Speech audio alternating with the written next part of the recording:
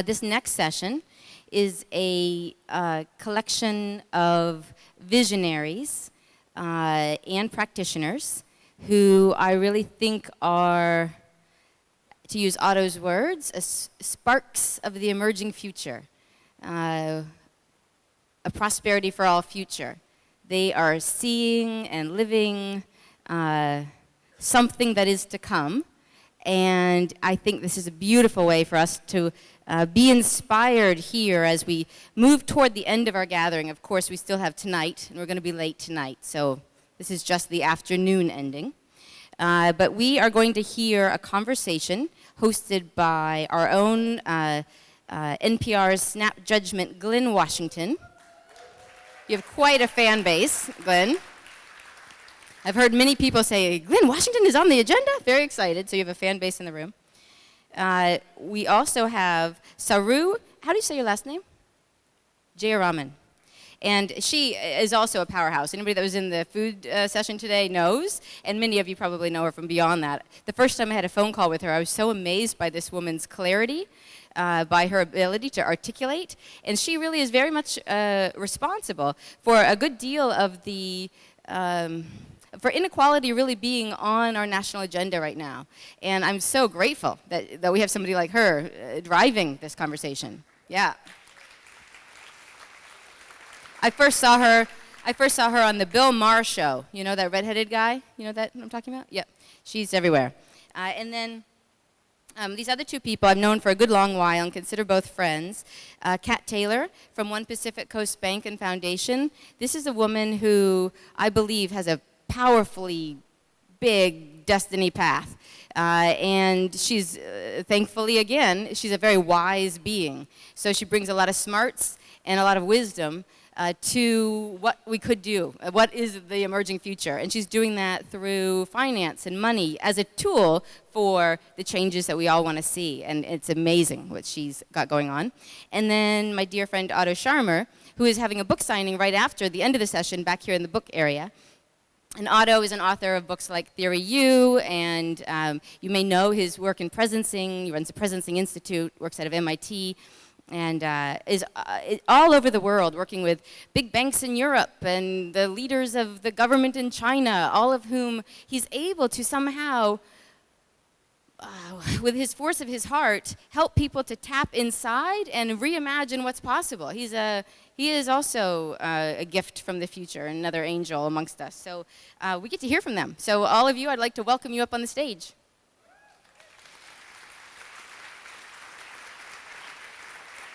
Thank you very much. Yeah, you guys can go sit down. One mic for me, one mic for y'all.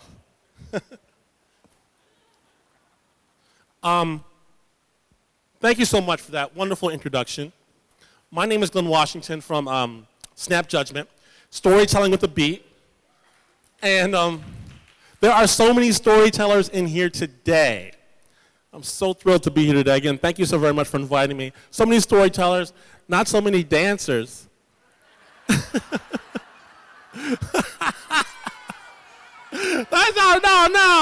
No. You know how we keep it real in Oakland. Before we do get started, Saru, I want to go ahead and play the video that you've had. And we're going to go and introduce everyone again. And this is going to be a conversation.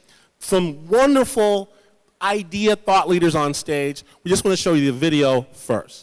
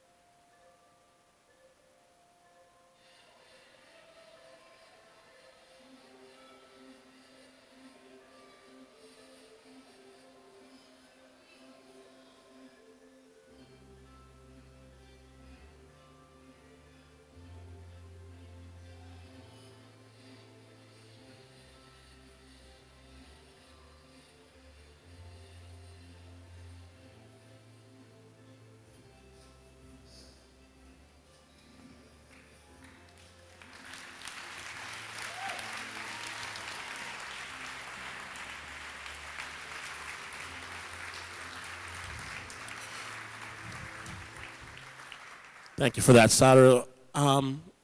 We want to speak to you today. This whole panel discussion is about this bubble that we're on right now. This, you are kind of in the future of what we hope, of the vanguard of what the world, the country, our communities are going to be thinking about. Those discussions are happening right here today. And we want to start them really about how do we get everyone else to understand or to see things like the video that Saru just made and be able to internalize that and be able to move the solutions forward. So, Saru, how do we, that was a wonderful, it was a very visceral sort of understanding of what's going on, because I think last week I actually had, this is not every day, but I had a grass-fed piece of meat. It was wonderful. And where did it come from, and how do we get people to understand that?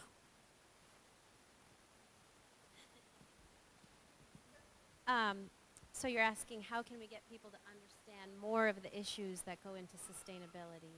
Because what I was talking about earlier is that many of us have spent the last really decade and a half, 2 decades, trying to expand the definition of sustainability to not just include, I think, what people these days... A little closer, too.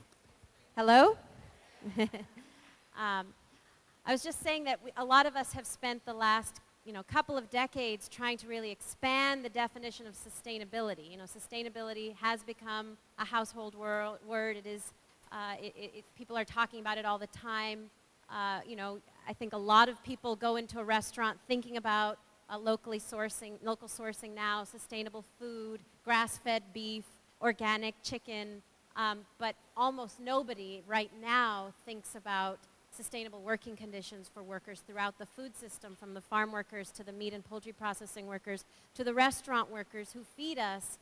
And until now, I think Michelle said, there is a moment right now where not only in conferences like this are we talking about sustainability, but equity and income inequality has started to also become a conversation of the moment. And that's for 2 reasons. Partly because people have been working on it for decades, and partly, frankly, because it has reached such a crisis point right now in our country. We have reached such a, it's not even anymore an hourglass of the wealthy and the have-nots. It really is like there's almost nothing in the middle left anymore, to the point where I was saying earlier, 1 in 3 Americans right now works and lives in poverty, and by 2020 it is expected to be 1 in 2.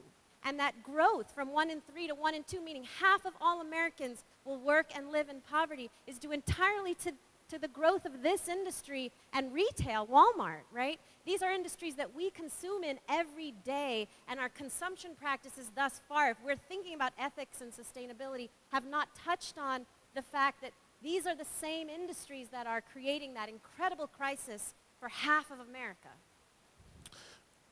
Kat Taylor, you have created a small banking empire on the West Coast. And I can't think of a better person to ask this question. I'm not that guy. I've never been that guy who would sit down and read a 700-page economics textbook by some Frenchie. But that's what I've been doing the past week. I'm reading Capital by Piketty. And it seems like a lot of people are reading the same book. Why all of a sudden has this become relevant to people who might not have ever thought that these topics and would ever affect them? I missed the very beginning of your sentence, but I think you're asking me why is finance and economics on people's minds as a driver of some of these Yeah, crises? why is it that we're being, like, it seems like that these discussions that were catalyzed maybe by Occupy have reached we're a fever pitch amongst the mainstream in a way that wouldn't have even been possible 6 months ago. Right. Well, it relates to the same reason we decided to try to start a bank, which is finance models are very powerful. Banks are a leveraged model, so for every $1 of equity capital that we need, we can borrow $9 of deposit capital and leverage that equity to be able to do more. Right now, I know Rainforest Action Network, is going after the banks for mountaintop coal removal because they recognize that the finance piece is what amplifies the activity, just like it amplifies the money supply.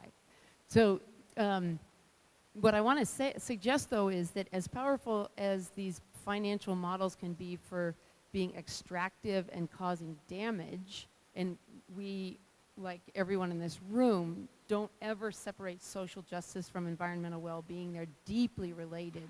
The way you use your natural resource base can create waves of poverty or can feed the world, and a lot of other things. So if you want to flip the banking system, you have to organize it in a way that's beneficial as opposed to extractive. And then it can be a powerful vehicle for society instead of against society. I had a conversation with someone yesterday, Peter Hartigan, who's one of the founders of SoFi, about the Impact Fortune 500, which would literally be looking at the top cash flows in the Fortune 500, what they stem from, and trying to steal their market share to a beneficial model. So we really need the economy at this point, but we need the economy to work for us. Now you are talking to, the phrase, to a woman with a hammer, every problem is a nail. Well, I work within the system, right? We have a very unusual bank. Its ownership model is totally different. 100% of the profits, when distributed, must go back into low-income communities and the environment. We target all of our loan dollars towards transformative economic sectors like affordable housing, renewable energy, sustainable food, nonprofits, women and minority-owned businesses, so on and so forth. So I'm going to argue that we can change the system from within, but I walk through life with a lot of people who are working outside the system to almost create attractant other models, and maybe between the two of them we can get somewhere. Right on. So, Otto, when I look at some of your work, it seems like you are a futurist who makes things, who tries to envision what's happening in the future and bring it home for today. Am I way off on that? You look at me like a very, very puzzled face. Because what I want to ask you is, in 5 years, are we still all going to be on the fringe? Or is this going to be, are we all, this room, still going to be on the fringe, or are we going to be the mainstream?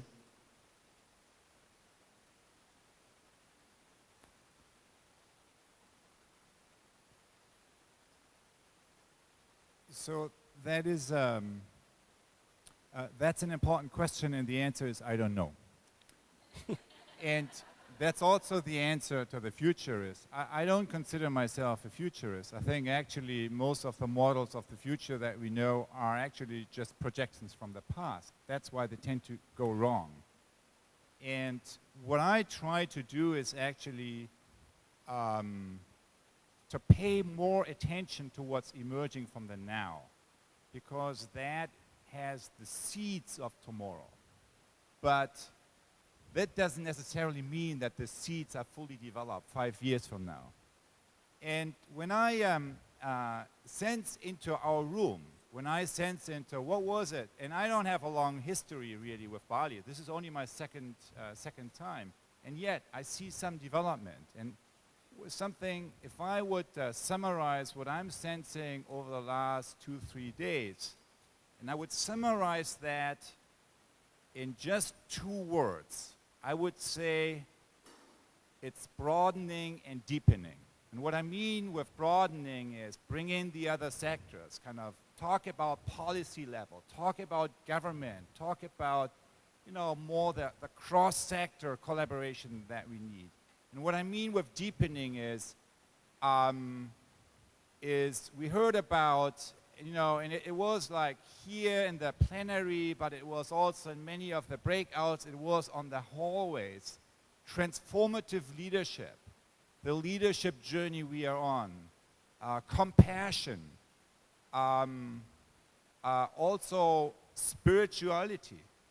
So how does everything we do really relate to our deeper sources of who we are? And so it feels to me that there is, often like, social change, social justice, sustainable development. What's the problem with the discourse? Why are we still in minority? Because more often than not, it's lacking that dimension. More often than not, it's lacking the interior dimension of change. Because as long as we talk about the ecological divide and the social divide as something that's disconnected and separate from our spiritual divide, which is the disconnect that we have to our emerging or real self, as long we tend to stay at the margin, and sometimes we become part of the problem, not part of the solution. So that's that would be my non-response to your question. That is non-response. And I'm not going to take it. Otto, I'm not going to take it. I want to know. That seems to me like a woo-woo answer to a very real question. And by that, our community, us in the room, have always been accused of being too fuzzy, too rainbow, too hippie. And is it true, here's a question for you, are we going to make the rest of the world more hippy-dippy? Or are we going to start speaking their language? I think it's a real question. What are we going to do to get out of the room and stop preaching to ourselves? Go on ahead. I'm going to get back to you on that, Otto, but go ahead.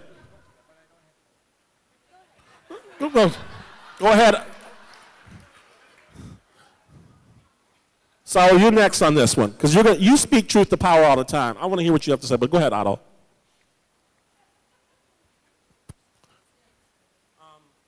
You'll be next.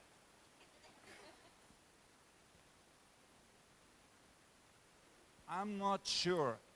I wasn't trying to say that making people kind of, what did you say, more hippie?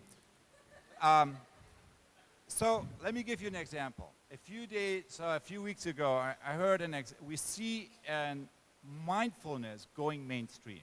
We see compassion going mainstream.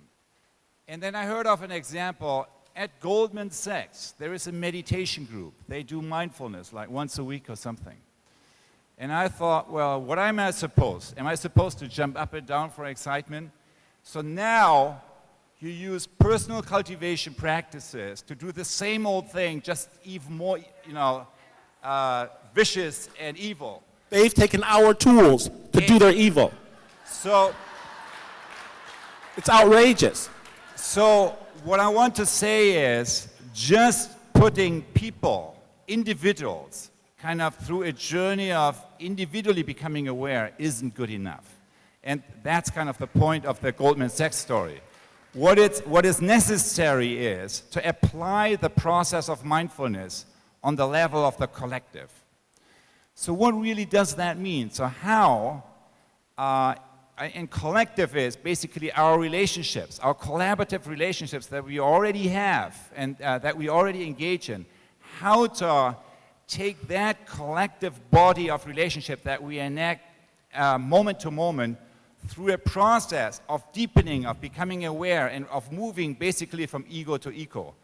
And what I experience is that you can apply a method that actually creates that shift. And without that shift from ego to eco, and it doesn't mean kind of that you use kind of somebody's, spiritual language that they feel happy with, not at all.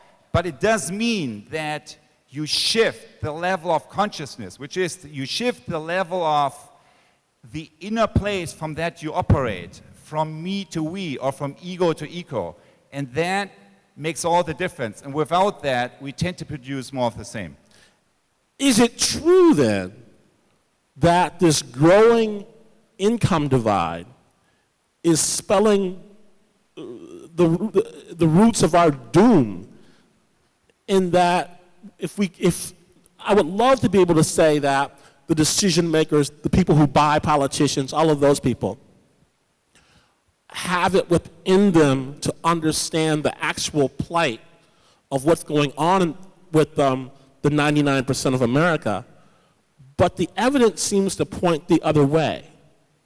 And so my question for you then is, how do we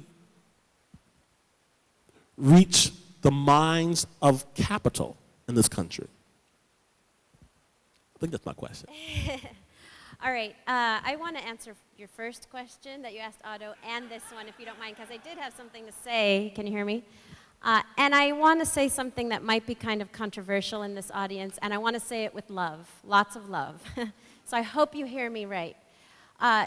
You know, I haven't been part of, to be honest, the broader local movement. I've been very connected to the local food movement. And in the other world I live in is the labor movement and the social justice, broader social justice world.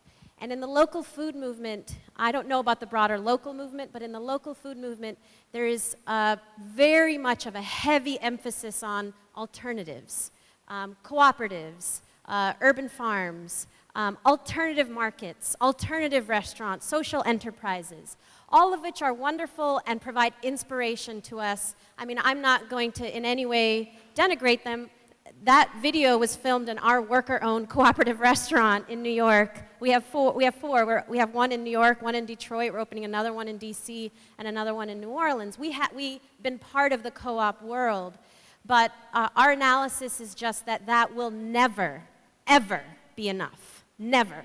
Because the root of the problem is not the lack of alternatives. The root of the problem, as we all know, as Thomas Piketty has told us, is corporate control and undue influence over our democracy. The fact that our democracy has been bought and sold by the 1% and by corporations.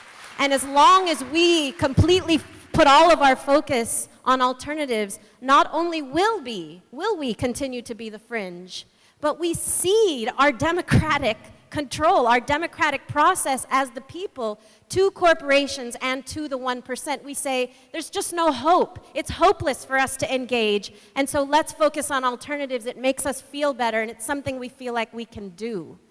And that's problematic, and I guess for me, how do you reach the 1%? I mean, there's tremendous hope in this moment. As much as there's tremendous crisis, you know, it's often in moments of crisis where people say we have nothing to lose and they rise up, and that's what we're seeing right now. Walmart workers are striking, fast food workers are striking, tipped workers, tipped restaurant workers who are part of Broaden, which is the world's largest full-service restaurant company. We've got workers across America who are rising, who have demanded change. We've got ballot measures moving in states across the country. We've got a bill moving through Congress. And yes, it's going to be hard to fight the undue influence, in our case, of what we call the other NRA, the National Restaurant Association, which is the 10th most powerful lobbying group in Congress that most of you have never even heard of.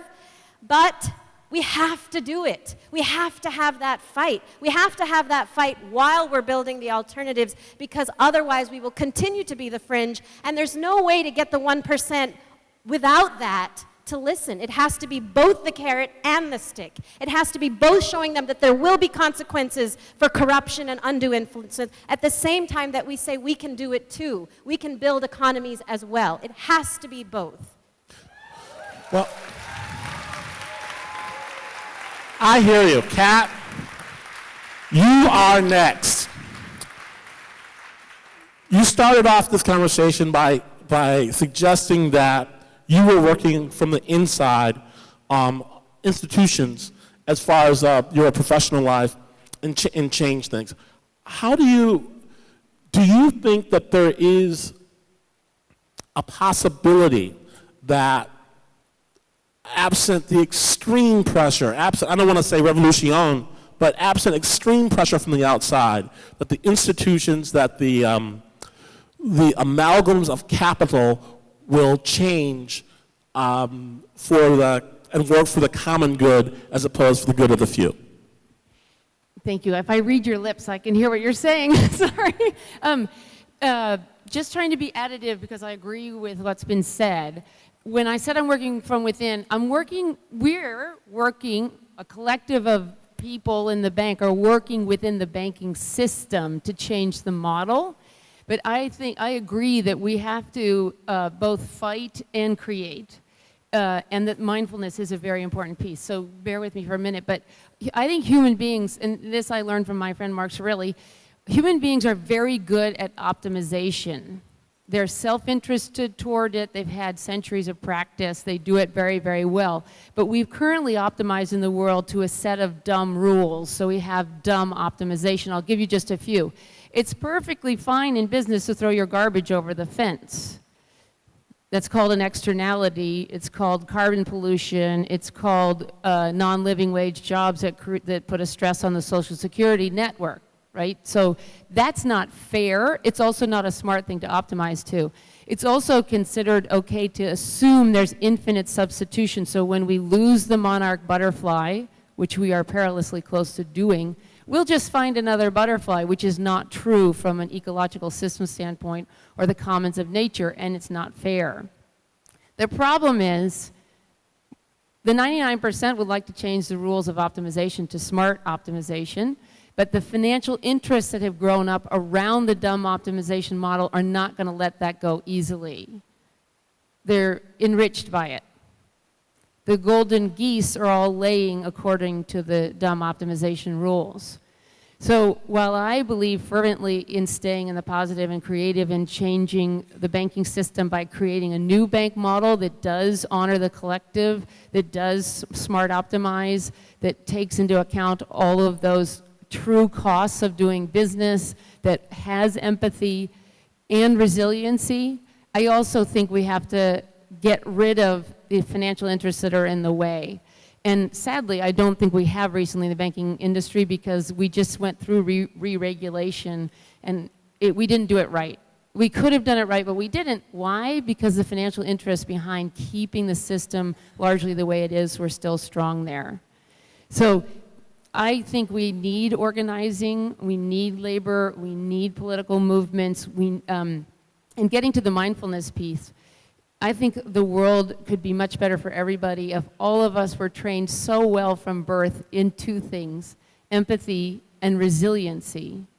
Because in the absence of one or the other, we create harm, a need for control, fear, things that unravel our collective desire to have smart optimization and good rules. And I struggle with that every day. We run an organization and I don't do this perfectly, and there are misunderstandings, and we don't build the perfect culture, and there are hurt feelings, and then issues of control and fear, and it's hard to do just in a small organization, but we're going to have to do it as a people as well as in our organizations. And I don't think there's anything short of all that that will get us back our democracy and let us continue to make smart rules that really create prosperity for all. Thank you. Let me get a little bit frou-frou myself. I wonder, last week, President Obama said he's going to push for a 30% reduction in carbon emissions. Fantastic. Last week I had a grass-fed steak with organic carrots next to it. I was there in my friend's new Tesla that was charged from his garage through the streets of a green Oakland. Is it all bullshit? Are we changing anything? Are what we're talking about right now, the actual changes, a $10, $12 an hour minimum wage, electric car, a grass-fed piece of meat, does it change anything about the ecology, about the safety, about wealth transfer, about labor practices? Does it have anything to do with changing anything, or are we all deluding ourselves? And this is going to be a positive conversation, I promise you, but I'd like to hear Otto, go ahead.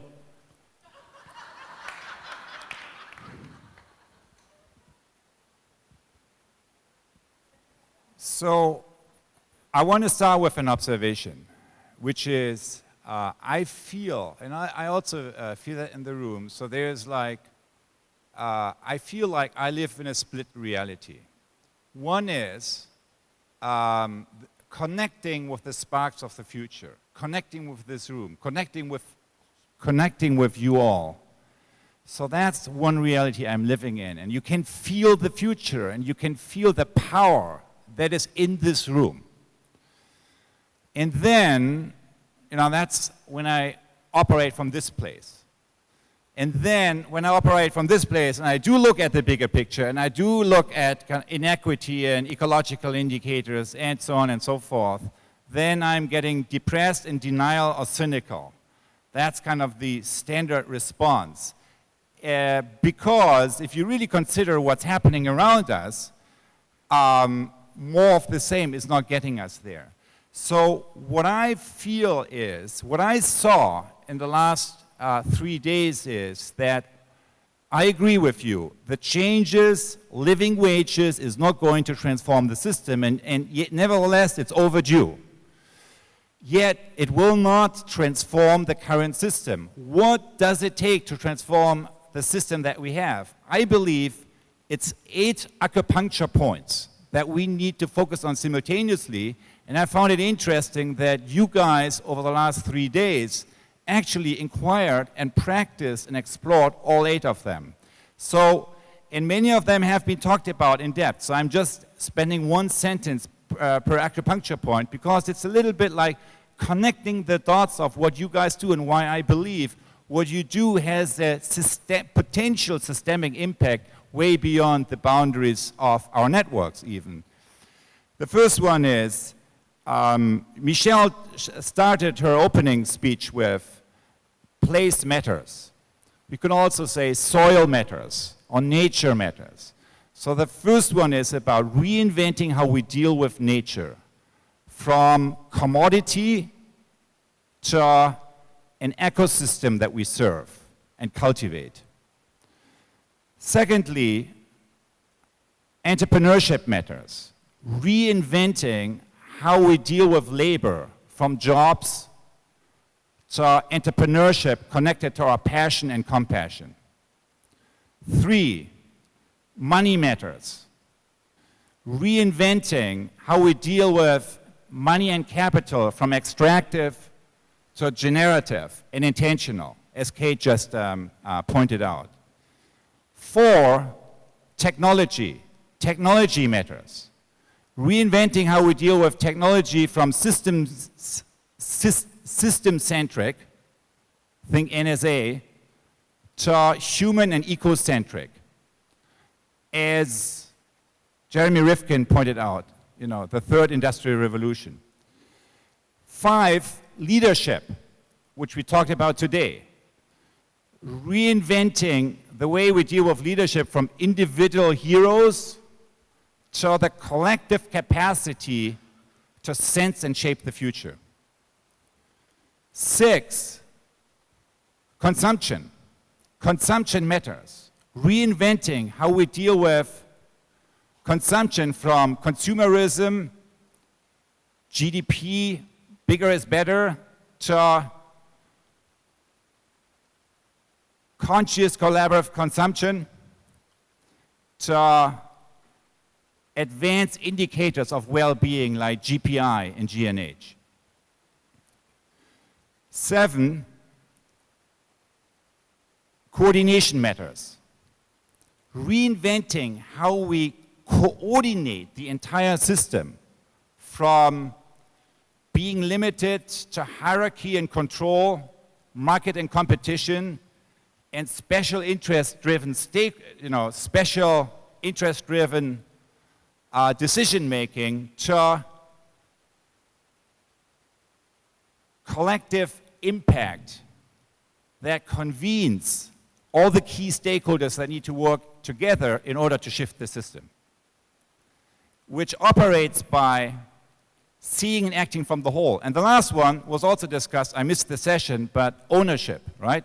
Advancing ownership from being limited to state and private ownership to multiple forms of commons-based ownership that protect the interests of the next generation. I think we discuss these things. You guys do experiments with all of these 8 acupuncture points.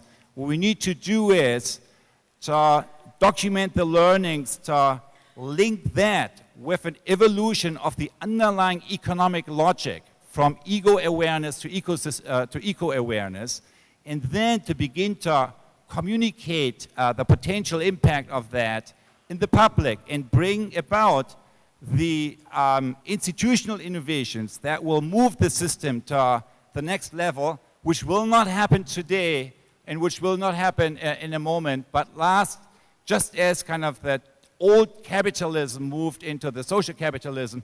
It was a struggle over decades. It will not be different this time, although it might happen much faster given the crisis of disruption that we face. Thank you. Thank you, Otto. Saru, let me ask you this.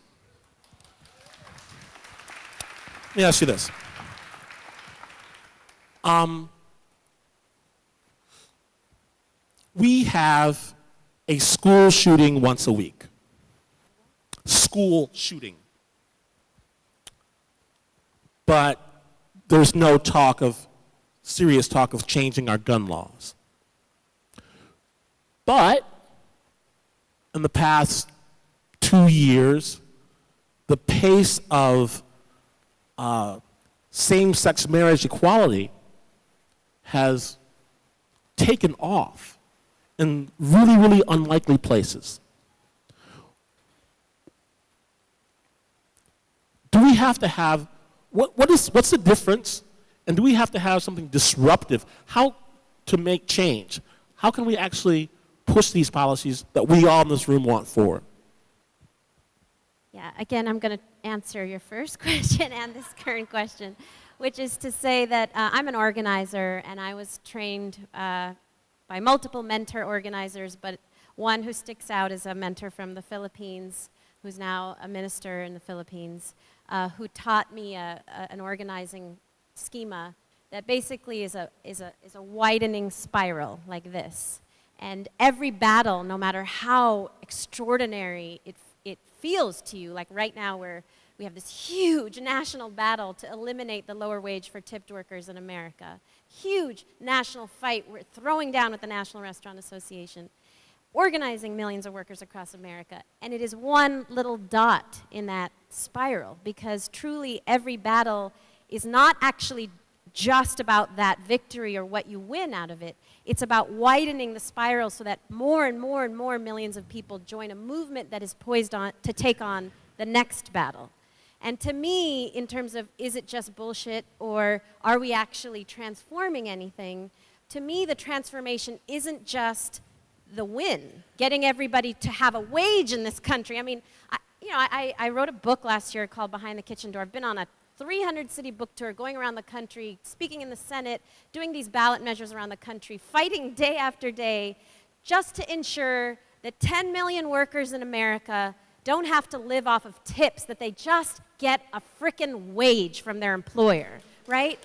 Because the wage in this country, as you may know, is $2.13 an hour. It's been that for 23 years because of the power of this trade lobby, which means these workers live completely off their tips, your tips, not an income from their employer. So here I am going around the country fighting for this extraordinary thing. This is my life's battle. And at night I'm thinking, it's absurd that I'm spending my life just trying to get workers a wage. What we really need is something transformational, but it's not about just the wage, it's the process. Because through the process, we are building the most extraordinary allies, movement, worker solidarity, workers movement, consumer movement, employer movement, that ultimately will be poised to take on the next bigger, broader battle in a more holistic way. That's what it's about. It's about the process, right? It's about the process as much as it is about the product. But to answer your second question, which was, oh, no, it was something important. Yes. Oh, why can't we get gun control? Well, I'm sure many of you know marriage equality didn't happen in the last 5 years. It's been a multi-decades long battle, state by state, to get to a place of where we are now, which is extraordinary. And gun control, likewise, will not be a one moment Sandy Hook, obviously. It will be a decades-long battle to fight a lobby, the two NRAs, right, to change a system. But that fight, even now, this moment, as distressed as we feel, how would we ever win against the gun lobby? Our fight against the gun lobby is as important as actually winning the gun lobby, because in the end, we will succeed, but we will then be able to continue on to the next thing. It's right on. Kat, let me go a little bit more visceral with you, a little granular. I'm going to get a little bit granular, like a little tiny.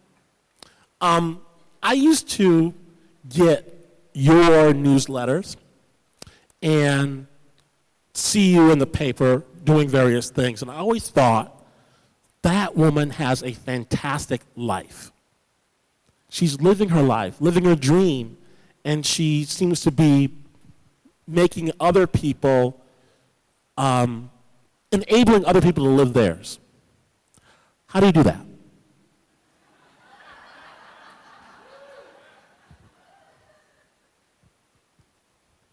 Well, there's one short answer, of course. If you have resources, it makes everything a lot easier, and if you decide to dedicate them towards the main system changes. But I don't want to be flip about that. There's a sea of humanity wanting to see this change and just looking for a place of belonging to work in a collective way towards it. And perfect opportunity to point out our table of brand new interns from the bank. Can you all raise your hands and give us a shout out? There we go.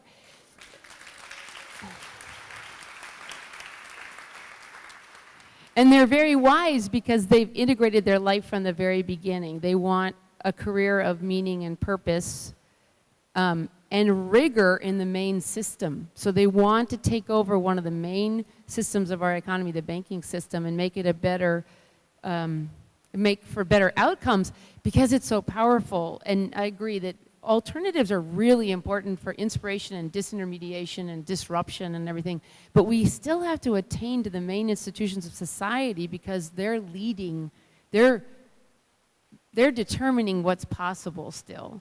So I'm enormously grateful that these particular interns and others before them have chosen to come walk through life with us. And I'm not sure that they'll end up in banking, but they're going to end up in change making with rigor and discipline. And I had nothing to do with that. They were born with that, as far as I can tell. But if you leave yourself open to partnership and lots of fellow travelers, I mean, I really do believe in the promise of every human being and that we're better off together than apart and that we're going to get there and the journey is the way. It's really, why not lead your life like this? Like, what else would I rather be doing right now? And there are a lot of other people who feel that way. And that's part of the bubble, I think, that people are sensing. Not sure. I'm trying to decide whether or not I should go back to, if that's, because I heard some platitudes in there. But you're dead serious, I think. You're dead serious? Oh, yeah. Let me go back to you, Saru. First thing that Kat said when I asked her that question was some resources would help. You oftentimes deal with people who don't have any. How would you answer that question for them? How do you live the life? How do you live a fabulous life? Well, something Kat said, I think, is still one of the answers, whether or not you have no resources or you have a lot. Being a part of a movement or something collective where you feel community is still the answer to a happier, more fulfilled life. And when you, in our case, when you have very low wage workers coming together and feeling their collective power, maybe 10 years ago or 20 years ago that felt small. I know it felt small when we started Rock 12 or 13 years ago.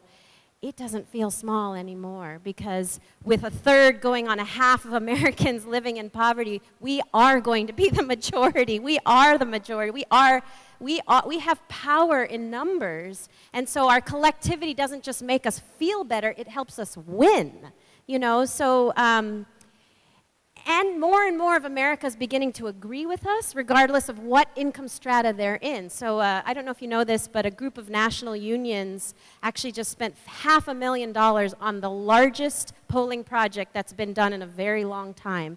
Polling and doing focus groups with voters across America, you know, base voters, low-wage voters, what they call swing voters.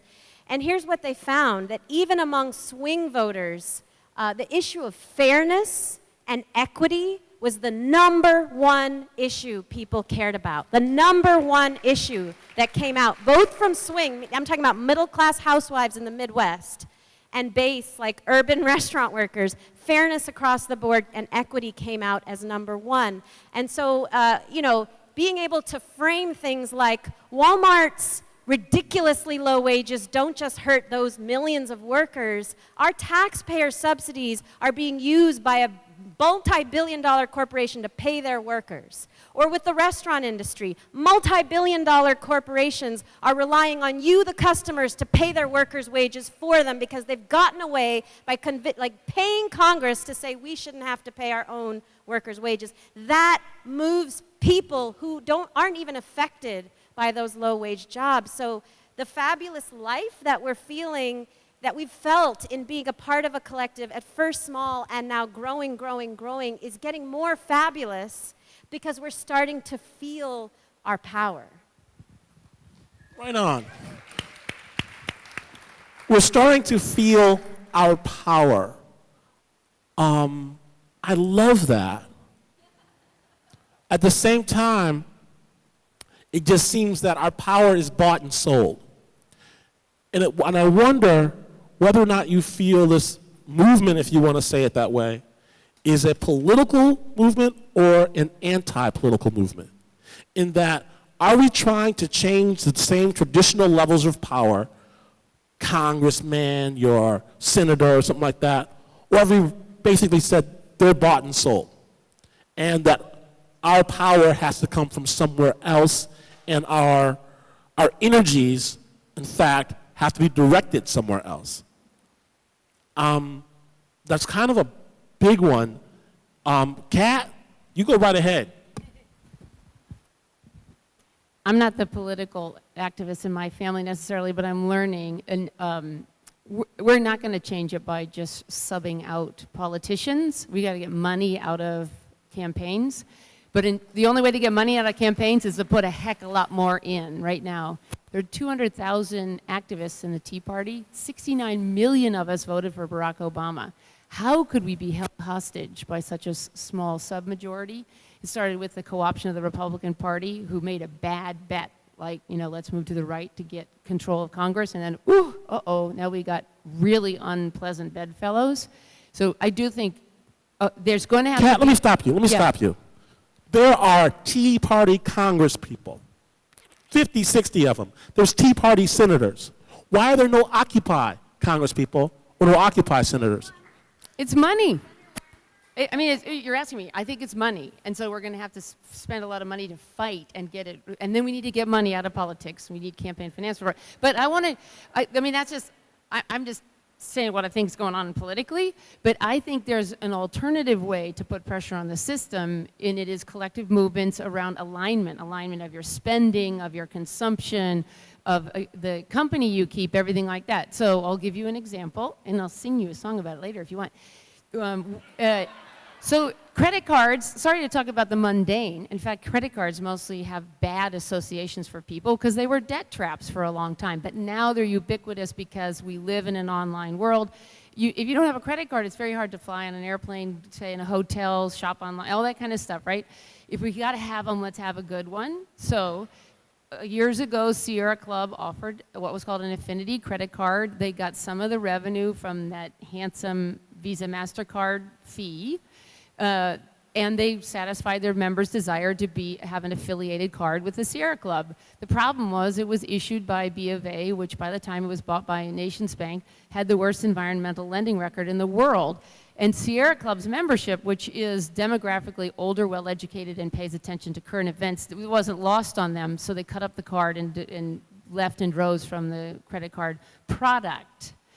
Now, today, we offer the Sierra Club's credit card, and it's not a product. It's a movement. It's a way for people in their everyday spending on gas, groceries, airlines, whatever we have to spend on these days, can signal to the main banking world that they're not going to send any of that fee revenue their way. They can still support the Sierra Club.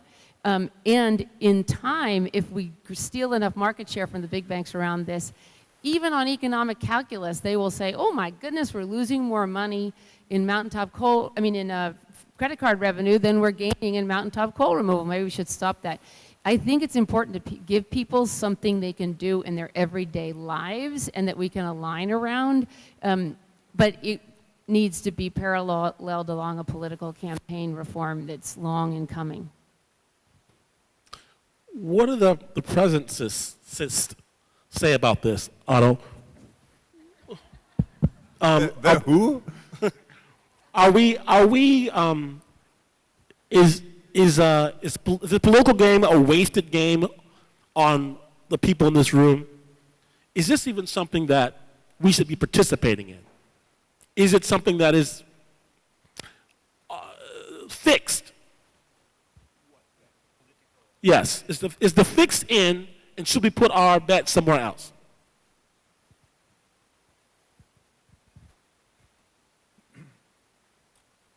I think we need a little bit of both. We need political mobilization around some of these key issues. However, responding to the illnesses of the old dying system is also in a way wasted energy.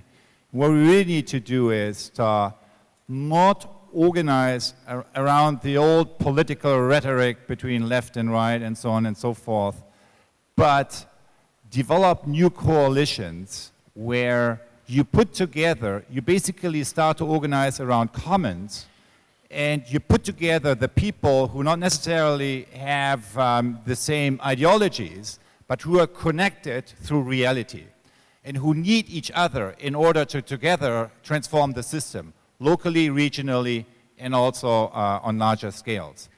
I had an interesting experience. I was, talking about power. I think there are like different powers. There's sticks and carrots. Then there's normative power, but also there is like a collective power that comes through the presence of the whole, or the presence kind of a possibility that can be realized.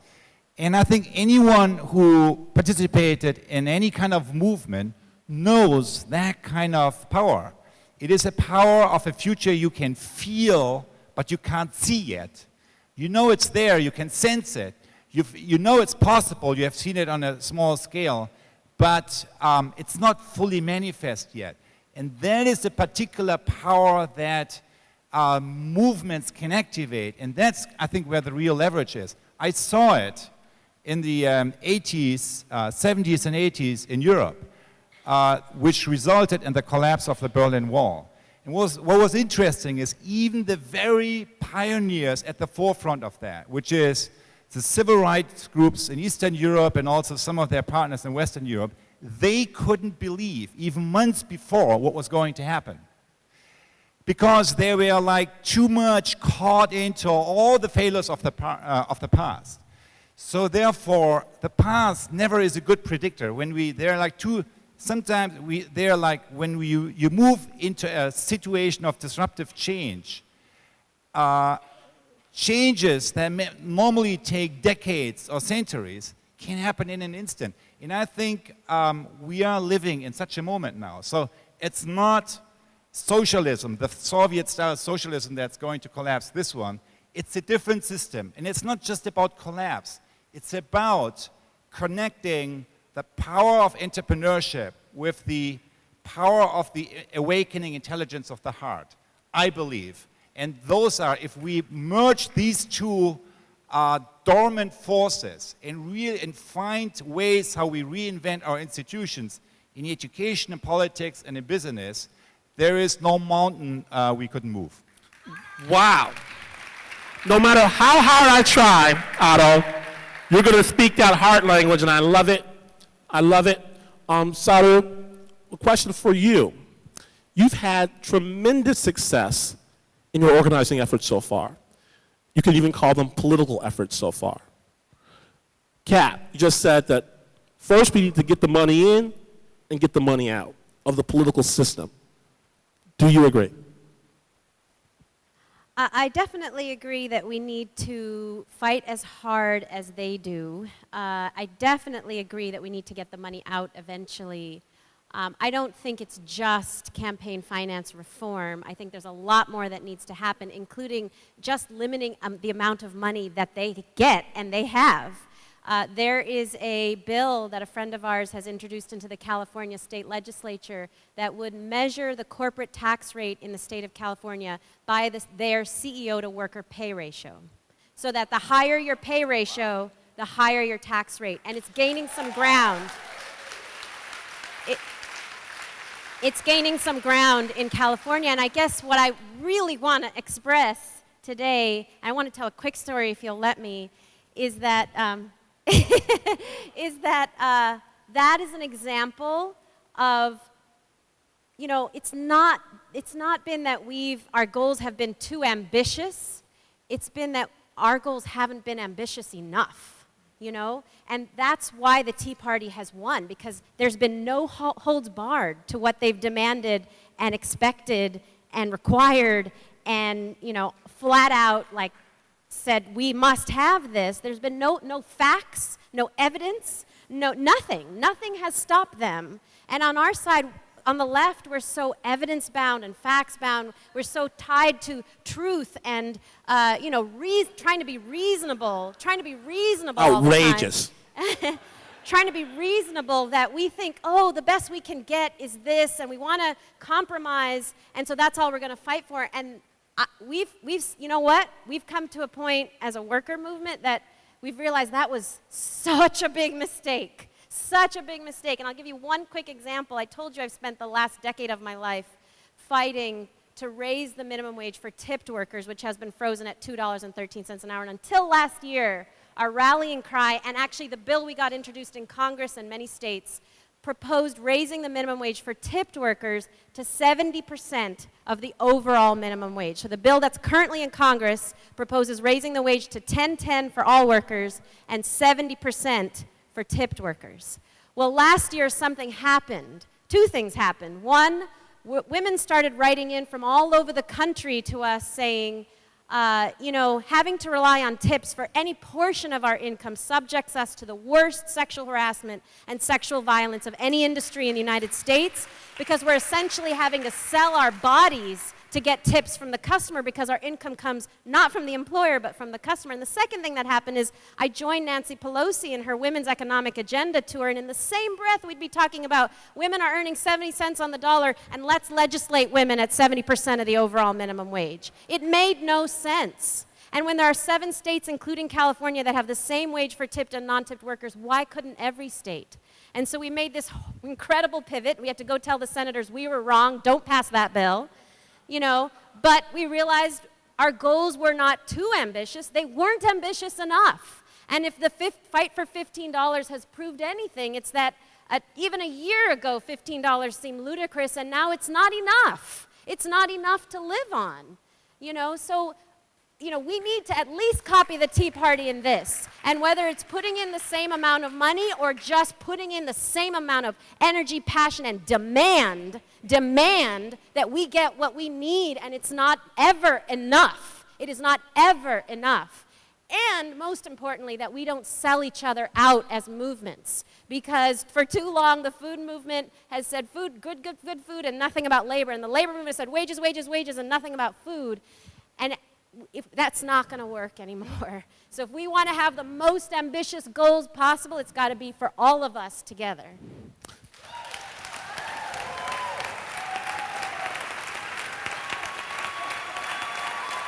Stop it. Stop it. Stop it. Look, you're right for that. Kat, let me ask you one final question. I'm sorry this is the last question. One of the last questions. I made the mistake yesterday of looking at the comment section of a Yahoo News story. And I fear for us. I do, Kat. I fear for our nation, for our people, when I realize that every one of those comments comes from a person who also has a vote. And, you know, and it's cool. I love being in a crowd where I can speak to my brothers and sisters at full speed about things that I care about.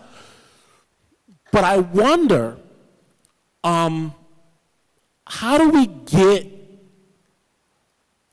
you speak in a way, basic truths, racial equality, gender equality, climate change. Nothing crazy.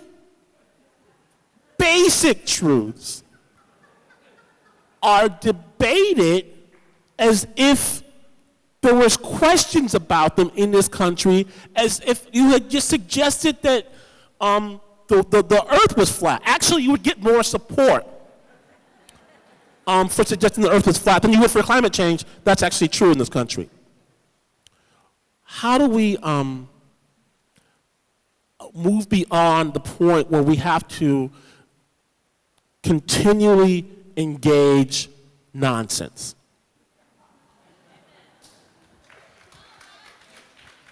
I'm not sure I'm uniquely qualified to.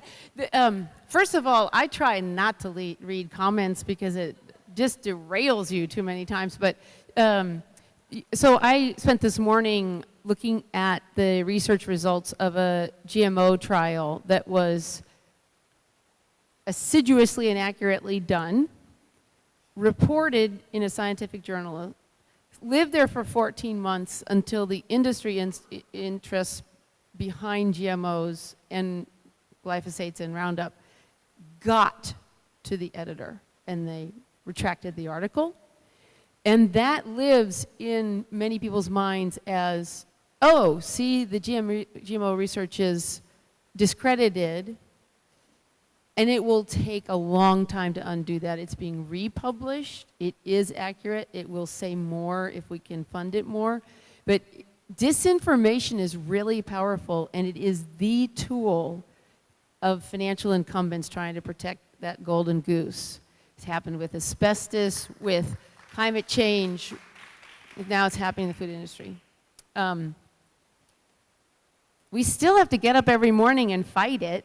I think we can be a lot more creative about the way we message. Well, let me stop you then. I think, Saru, you kind of mentioned it. We've been rather earnest. We've been taking it on the chin.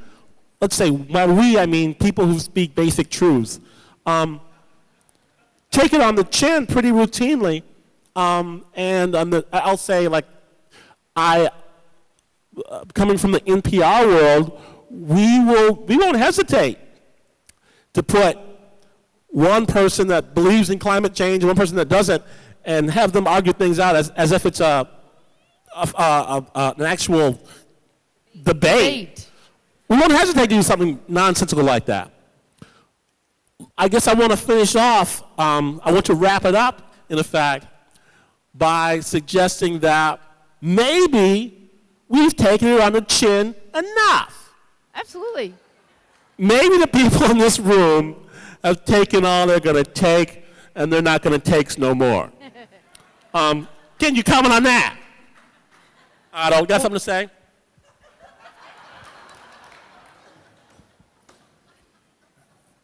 What comes to my mind is one of the recent John Oliver shows. I mean, it's only here in this country where we have this debate. There is no other country I'm aware of that talks about do we believe in science or something else. And so what comes to my mind is the recent John Oliver show where he staged that debate and he said, okay, there's like, I think it was like 97 versus 3 and everyone was entering the room. That was making the point. I think we have an interesting situation where across the world, the elites tend to agree on that people are dumb and that you cannot basically give decision-making to them in the form of, for example, referenda. That is a consensus. Yet, if you look to the polls, what people in general think, and Switzerland is a good example, is that they are much more advanced in their decision-making than the elites are because basically the influence of money and special interest groups is less severe, and the only mechanism you have is public media that are heavily biased through the influence of money. So democracy and media belong together. When you see what happened here in this country over the past 10 years was basically by giving more corporate power over media, it means you take the oxygen out of the democracy. So what we need is more direct democracy and a different kind of public conversation that basically gets rid of all the brain pollution that is intentionally put into the world and which is just disinformation and confusion. I think that is something that is really hurting where we go as a civilization, and it's something that should be regulated and got rid of. Sorry, the last word. Oh, the last word. On the topic of nonsense, the Senate Budget Office called me and said that the National Restaurant Association had walked in their doors and said, there's no reason to raise these workers' wages. Our workers earn $18 an hour on average, including tips. So there's no reason to raise the wage from $2.13. They're all doing just fine. So the Senate Budget Office said, really, send us some data, some evidence to show that that's true. So the National Restaurant Association, this is what the Senate Budget Office told me, sent them a one-page document that said, our workers earn $18 an hour on average in tips. Okay, that's one story, right? But the other side of it is that now I've been on all kinds of TV, from Fox to MSNBC to HBO to CNN. They have stopped being willing to debate me publicly on television. Because anytime, I don't really mean to say this in an arrogant way at all, just to say I always win because their arguments are so ridiculously stupid when they come on television. It's always two things: kill jobs, kill jobs, kill jobs. It will kill jobs, raise the cost of food, nobody will be able to afford to eat out. We've done the studies to show both are not true. In fact, the Paychex distribution company just put out a report that the two places with the highest minimum wages in the country have actually had the fastest job growth rates of anybody anywhere in the United States. And I know personally from doing the studies that food prices in those states are no higher than they are anywhere else. In fact, they're cheaper. So when you get on and you start to debate and you give the information, they have nothing to say. They lose. The problem is that they still have these inroads to the Senate Budget Office, and they've done it for years, and they're just used to being able to send in a one-page document saying, our workers earn $18, and that's it. It's the truth. And they have the money to put that out in the media, so that I guarantee you, and I don't mean this in a mean way, but I guarantee you there's at least one person in this audience who, when they heard me started talking, saying, but won't it raise food prices and won't it kill jobs? And that's okay, because that's what we've all heard on the TV forever. Forever. And this misinformation isn't just about climate change, it's almost about everything, and it's only because they have the money to win the air war. But we have the people to win the conversation war. We're never going to win the air war. We're never going to win the air war because they won't come on TV to debate me even though we've asked them. So forget it. I'll go on TV and I'll talk, but more importantly, we're going to try to talk to every American to give them the truth, and more importantly than the truth, to move them to see we all care about one thing, and that's equity. That's equity so that we can all prosper together. Ladies and gentlemen, this is a fabulous panel or not? Will you please put your hands together?